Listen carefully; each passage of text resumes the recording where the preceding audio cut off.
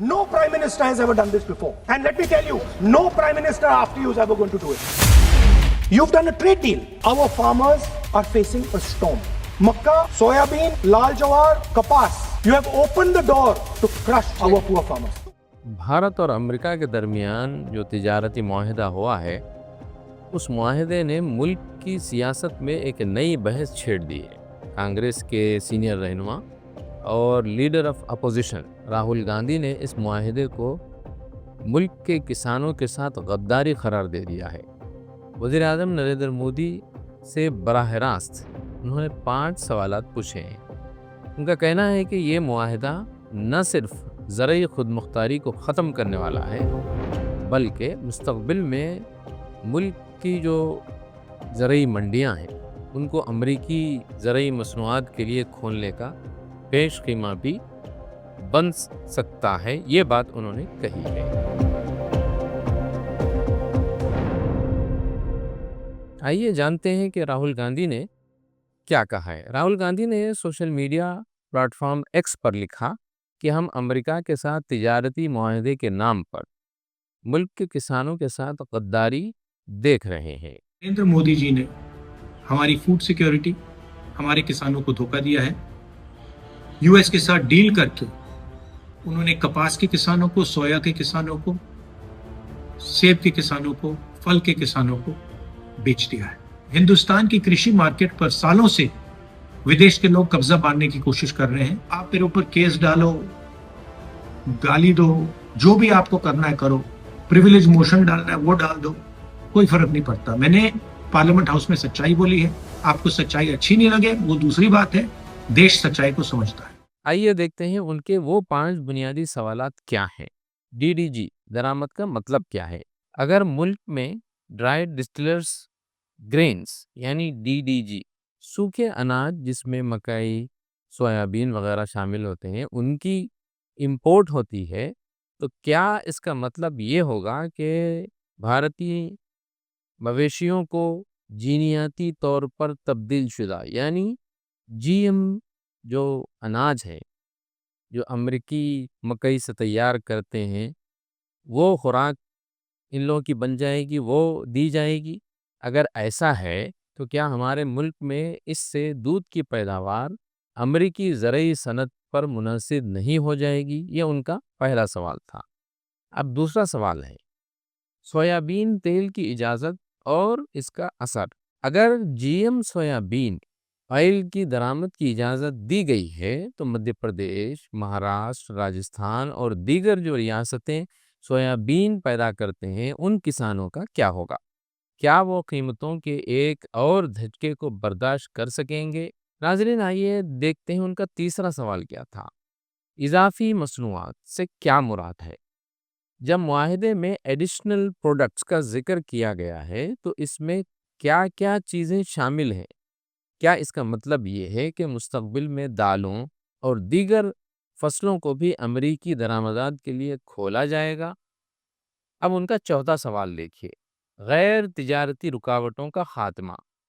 अगर non trade barriers यानी गैर तिजारती रुकावटों को हटाने की बात कही जा रही है, तो क्या इससे भारत पर जीएम फसलों से मुताल्लिक अपने मौक़िफ़ को नरम करने जा रहा है?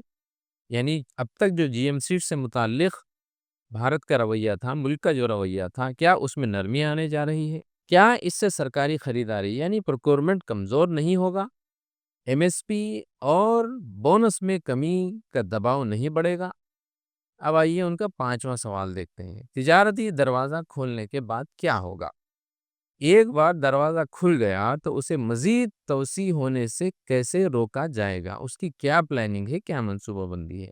क्या वाकई हिफाजती इक़दामात मौजूद हैं या हर नए मुआहदे में मज़ीद फसलें शामिल होती चली जाएंगी?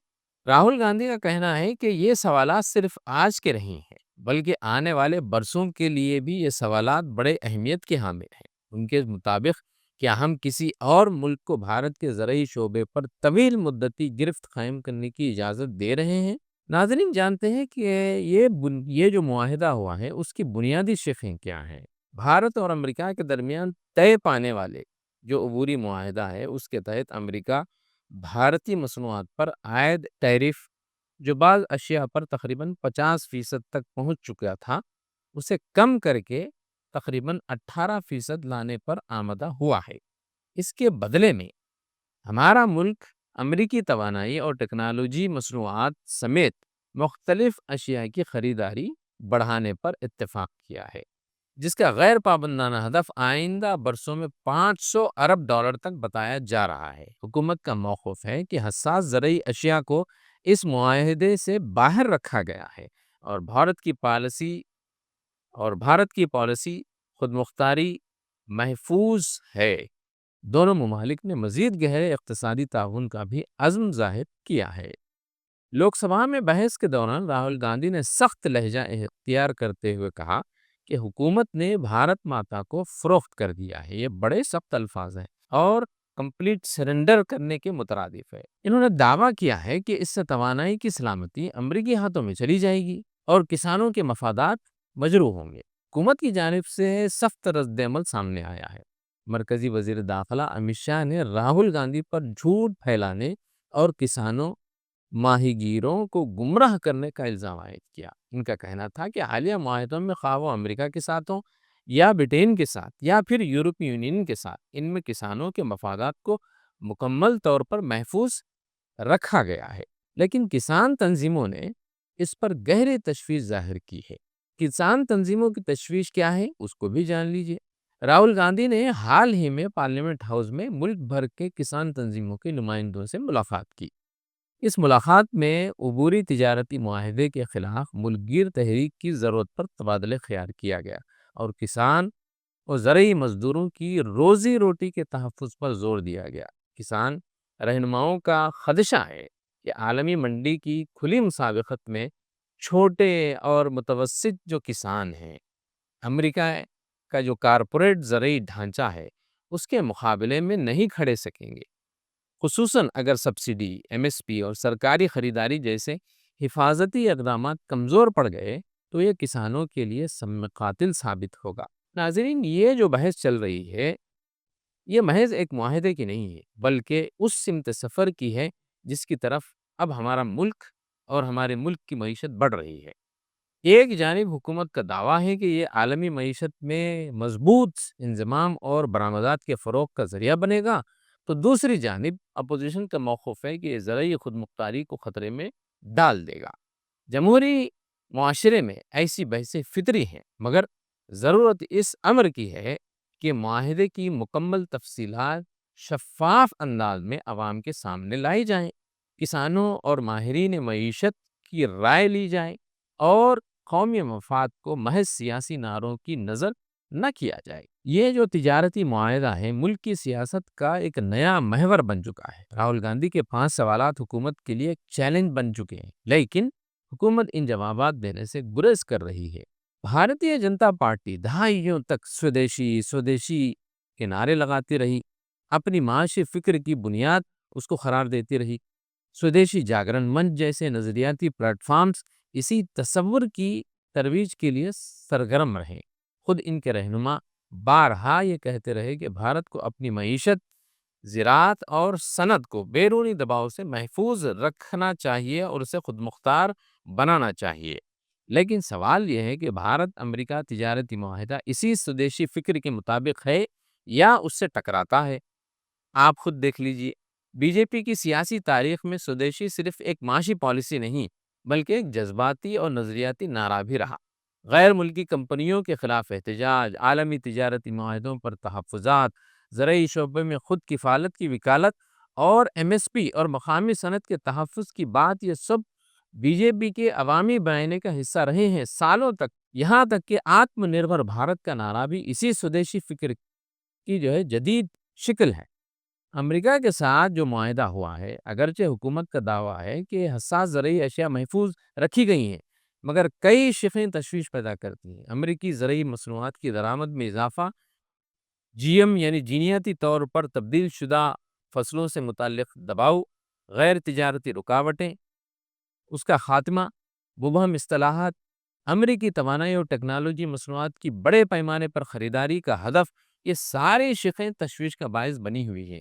اگر بھارت اپنی منڈیوں کو زیادہ سے زیادہ کھولتا ہے اور امریکی مصنوعات کی خریداری کا وعدہ کرتا ہے تو یہ سوال اٹھنا فطری ہے کہ سودیشی کے نعرہ کہاں کھڑا ہے۔ اگر درآمدات کا حجم برآمدات سے زیادہ بڑھتا ہے تو تجارتی خسارہ پیدا ہوگا، لازماً پیدا ہوگا۔ زرعی شعبہ جو پہلے ہی قیمتوں کے بحران سے دوچار ہے، مزید دباؤ میں آ جائے گا۔ مقامی صنعت کار اور کسان عالمی کارپوریٹ طاقتوں کے مقابلے میں کہاں کھڑے پائیں گے، کہاں کھڑے رہ سکیں گے، کمزور پڑ جائیں گے۔ آتم نربھر بھارت کا تصور خود انحصاری، مقامی پیداوار اور داخلی استحکام پر مبنی تھا، مگر اگر توانائی، زراعت یا اہم صنعتی خام مال کے لیے بیرونی ملک پر انحصار بڑھتا ہے تو یہ خود انحصاری کے بالکل برعکس ہوگا۔ یہ تضاد محض اپوزیشن کا سیاسی نعرہ نہیں ہے، بلکہ ایک سنجیدہ معاشی بحث ہے۔ کیا بھارت مرحلہ وار عالمی منڈی میں مسابقت کے لیے تیار ہے یا وہ داخلی تیاری کے بغیر دروازے کھول رہا ہے؟ سودیشی فکر کا سب سے مضبوط ستون کسان ہے اور دیہی معیشت ہے۔ اگر کسان کو عالمی منڈی کی غیر مساوی مسابقت کا سامنا کرنا پڑے گا، اگر ایم ایس پی یا سرکاری خریداری کمزور ہوگی اور اسی طریقے سے بیج اور مویشی خوراک بیرونی کمپنیوں پر منحصر ہو جائیں گے تو پھر سودیشی کا مفہوم کیا رہ جائے گا؟ یہ وہ سوالات ہیں جو صرف سیاسی پوائنٹ اسکورنگ کے لیے نہیں ہیں بلکہ معاشی مستقبل کا بھی تعین کرتے ہیں۔ بی جے پی اگر سودیشی کو اپنا شناخت کا حصہ قرار دیتی ہے تو اسے یہ بھی واضح کرنا ہوگا کہ موجودہ معاہدہ اس فکر کے کس پہلو سے ہم آہنگ ہوتا ہے۔ کیا سودیشی ایک وقتی نعرہ تھا یا آج بھی پالیسی سازی کا رہنما اصول ہے؟ اگر جواب اس بات میں ہے، یعنی مثبت ہے، تو اسے یہ بھی ثابت کرنا ہوگا کہ کسانوں اور مقامی صنعت کے تحفظ کے لیے کیا عملی ضمانتیں موجود ہیں اس کے پاس۔ درآمدات اور برآمدات کے توازن کو کیسے برقرار رکھا جائے گا؟ طویل مدتی خود مختاری کو کیسے یقینی بنایا جائے گا؟ حتمی فیصلات تاریخ اور زمینی حقائق ہی کریں گے، لیکن یہ معاہدہ کسانوں کے لیے موقع کا دروازہ کھولیں گے یا خدشات کو حقیقت میں بدل دیں گے؟ یہ وہ سوال ہے جس کا جواب صرف پارلیمنٹ کی بحث سے نہیں ملے گا بلکہ کھیتوں اور منڈیوں کی حقیقت سے ہمیں اس کا جواب ملے گا۔ ناظرین، آپ دیکھ رہے تھے ویوز آن نیوز۔ زعیم الدین احمد کو اجازت دیں، خدا حافظ۔ پھر ہوگی ملاقات کسی نئے موضوع کے ساتھ۔